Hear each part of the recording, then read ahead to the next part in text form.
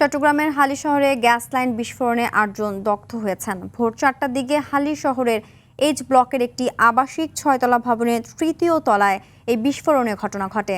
আহতদের Chittagong medical college হাসপাতালে ভর্তি করা হয়েছে।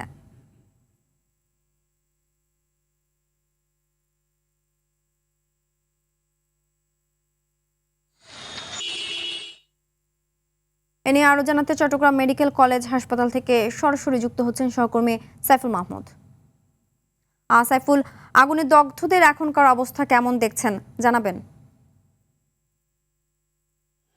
জি সিনথিয়া, আসলে যেমনটি বলেছেন, গতকাল রাত ভোর ৪টার সময় নগরীর হালিশহর এইচ ব্লকে কিন্তু আসলে একটি ঘটনা ঘটে এবং সেই ঘটনায় কিন্তু একই পরিবারের আসলে ৯ সদস্য অগ্নি দগ্ধ হয়েছেন। আমরা আপনাদেরকে আসলে একটু দেখানোর চেষ্টা করছি। যেই ৯ জন দগ্ধ হয়েছেন তাদের মধ্যে কিন্তু সবাই একই পরিবারের সদস্য এবং তাদেরকে চট্টগ্রাম মেডিকেল কলেজ হাসপাতালের বার্ন ইউনিটে কিন্তু এই মুহূর্তে ভর্তি করা হয়েছে। আমরা যে ওয়ার্ডটিতে আছি এটিতে আসলে পুরুষ ওয়ার্ড এবং এই ৪ জন এখানে কিন্তু বড় ভাই, ছোট ভাই, মেজো ভাই এবং ছোট ভাইয়ের ছেলে রয়েছে। তাদের শরীরের অধিকাংশ অংশই কিন্তু দগ্ধ হয়েছেন এবং আসলে তাদের এক আত্মীয় আছেন, তিনি আমাদেরকে যেটা বললো আসলে বাসার যে লিফট ছিল সেই লিফটে আসলে বিস্ফোরণ হয়েছে বলে তিনি বললো। আমরা তার সাথে একটু কথা বলবো আসলে কিভাবে হয়েছে এবং এদের বর্তমান অবস্থা কি একটু তার কাছ থেকে একটু জানতে চাইবো।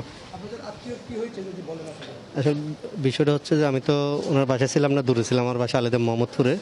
তো আমরা ফজরের আগে বসে আছি, স্যারি করে আজান দেবে, নামাজ পড়বে। তো ওরাও নাকি সেম কন্ডিশনে বসেছিল, স্যারি করা শেষ, সব কিছু ক্লিয়ার। ওরা নামাজ পড়বে, আজান দিবে, পানি খাবে, নামাজ পড়বে।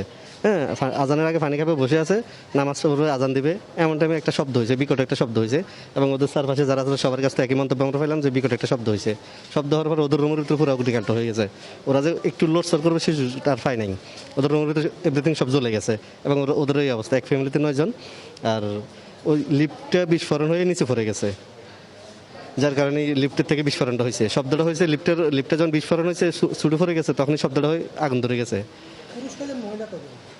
মহিলা আছে যে 2 জন, বাচ্চা আছে 2 জন, মেয়ে 2টা মেয়ে আছে আর 2টা ফ্যামিলির 2 বউ আছে এবং ছেলে আছে 5 জন।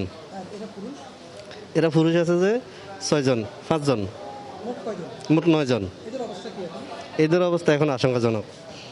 জি সিনথিয়া, শুনছিলেন তাদের এক পরিবারের আত্মীয়র বক্তব্য, যেটা বললো আসলে তাদের অবস্থা এখন আশঙ্কাজনক। এবং আমরা যদি আসলে একটু দেখানোর চেষ্টা করি, এই যে বড় ভাই, উনি হচ্ছে যে আসলে বড় ভাই, ওনার পুরো শরীরটাই কিন্তু আসলে দগ্ধ বোঝা যাচ্ছে। ওনার পুরো শরীরটাই কিন্তু ব্যান্ডেজ। এখনও পর্যন্ত ডাক্তাররা কিন্তু আসলে নিবিড় পরিচর্যায় রেখেছেন এদেরকে। এখন শরীরের অবস্থা কিন্তু খুবই খারাপ। যদি বলি আসলে শরীরের অবস্থা যদি বেশি খারাপ, আমরা একটু অন্য মহিলা ওয়ার্ডে গিয়ে, চাইল্ড ওয়ার্ডে গিয়ে একটু আমরা দেখানোর চেষ্টা করছি, যেখানে যে ওয়ার্ডটিতে আসলে শিশু রয়েছে এবং মহিলা রয়েছে। এই ওয়ার্ডটিতে কিন্তু আসলে শিশু 2 জন বাচ্চা রয়েছে এবং এখানে আমরা আপনাদেরকে দেখানোর চেষ্টা করছি আসলে এই ওয়ার্ডটিতে। এখানে কিন্তু আসলে খুবই কষ্ট হচ্ছে যদি বলি, বাচ্চারা কিন্তু কান্নাও করতেছে এবং এই মুহূর্তে কিন্তু ডাক্তাররা বলেছেন তারা সর্বাত্মক চেষ্টা করে যাচ্ছেন। তাদের পক্ষে যতটুকু সম্ভব তারা কিন্তু পুরোটাই সেবা দিয়ে যাচ্ছেন। তবে এই মুহূর্তে কিন্তু যদি বলে থাকি আসলে একই পরিবারের 9 জন দগ্ধ মানে আসলে একটা বিশাল ঘটনা এবং কিভাবে এই ঘটনা ঘটেছে হয়তো একটা ফায়ার সার্ভিসের পক্ষ থেকে একটা তদন্ত টিম গঠন করা হয়েছে। এর পরবর্তীতে হয়তো আরও বিস্তারিত জানা যাবে। সিনথিয়া, এই ছিল আমার কাছে অগ্নিদগ্ধ নিয়ে সর্বশেষ সংবাদ। ধন্যবাদ।